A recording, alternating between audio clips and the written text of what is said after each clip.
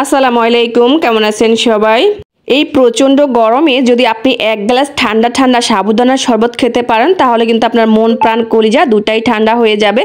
সাবুদানার শরবতটা তৈরি করার জন্য প্রথমে আমরা এখানে একটা জেলু তৈরি করে নেব। তার জন্য দিয়ে দিচ্ছি 3 কাপ পানি, দিয়ে দিচ্ছি 3 টেবিল চামচ পরিমাণ চিনি। এখানে আমি 1.5 টেবিল চামচ পরিমাণ দিয়েছি আগার আগার। আপনারা কিন্তু এখানে আগার আগারের বদলে কিন্তু জেলাটিনও ব্যবহার করতে পারেন।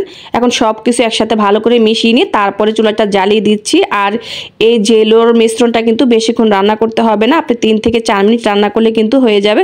এই তো আমি এটাকে রান্না করে নিয়েছি, এটা কিন্তু হয়েই গেছে। এখন আমরা যে পাত্রে এটা সেট করব সেই পাত্রে ঢেলে নিচ্ছি।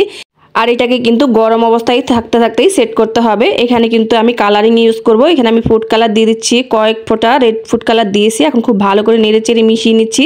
আর এভাবে করে কিন্তু আমি সবুজটাও করে নিচ্ছি। এখানে আমি আজকে লাল আর সবুজ দুটো ফুড কালারই ব্যবহার করেছি, দুটো কালারের। আপনারা চাইলে কিন্তু এখানে সাদাটাও রাখতে পারেন। এটা জমতে থাকুক, এর ফাঁকে কিন্তু আমরা সাবুদানাটা সেদ্ধ করে নিব। এই তো এখানে আমি পরিমাণ মতো পানি দিয়েছি আর হাফ কাপ দিয়ে দিচ্ছি সাবুদানাটা দিয়ে এখন 2 থেকে 3 মিনিটের মতো রান্না করে নিচ্ছি। এই তো দেখুন সাবুদানাটা কিন্তু রান্না করা হয়েই গেছে। এখন এই সাবুদানাটা আমি চালনিতে চেলে ঠান্ডা পানি দিয়ে ধুয়ে নিয়েছি। এখন আমরা দুধটা তৈরি করে নেব। এখানে আমি কিন্তু 3 কাপ পরিমাণে লিকুইড গরুর দুধ ব্যবহার করেছি। এই দুধটা আগে থেকে জাল করে ঘন করে নেওয়া আছে। দিয়ে দিচ্ছি পরিমাণ মতো চিনি। এখানে আমি হাফ কাপ চিনি দিয়েছি আর দিয়ে দিচ্ছি হাফ কাপ গুঁড়া দুধ।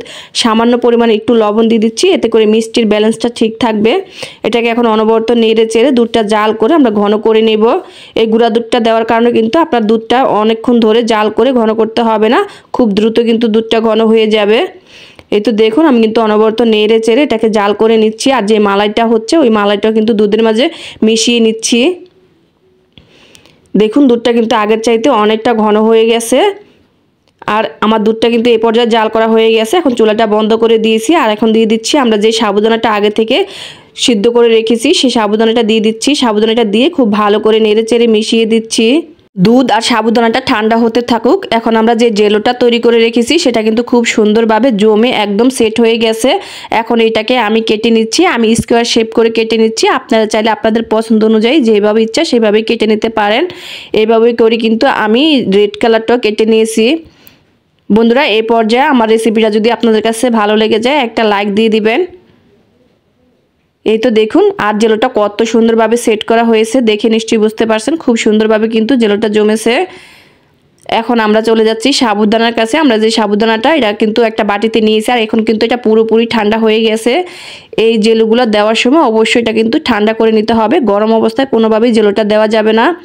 এখন এই শরবতের টেস্টটা আরেকটু বাড়ানোর জন্য এখানে আমি একটা কাপ আইসক্রিম দিয়ে দিচ্ছি। আপনারা চাইলে কিন্তু আপনাদের পছন্দ অনুযায়ী যে কোনো আইসক্রিম দিতে পারেন, তবে আমি একদম খুব সহজভাবে কম খরচে কিন্তু এটা তৈরি করে নিচ্ছি, তাই একটা কাপ আইসক্রিম এখানে দিয়ে দিচ্ছি। এই আইসক্রিমটা দিয়ে নর্মাল ফ্রিজে রেখে তারপর যদি আপনি এই শরবতটা ঠান্ডা ঠান্ডা খান খেতে কিন্তু দারুণ লাগবে। একদম আপনার মন প্রাণ কলিজা দুটোই ঠান্ডা হয়ে যাবে। আর মাশাআল্লাহ দেখুন এটা দেখতে কত সুন্দর হয়েছে, বাচ্চা থেকে বড় সবাই অনেক বেশি পছন্দ করবে। এটা দেখতে যেমন কালারফুল, খেতেও কিন্তু অনেক মজা হয়েছিল। রেসিপি ভালো লাগলে লাইক কমেন্ট শেয়ার করে দিবেন। সবাই ভালো থাকবেন। আল্লাহ হাফেজ।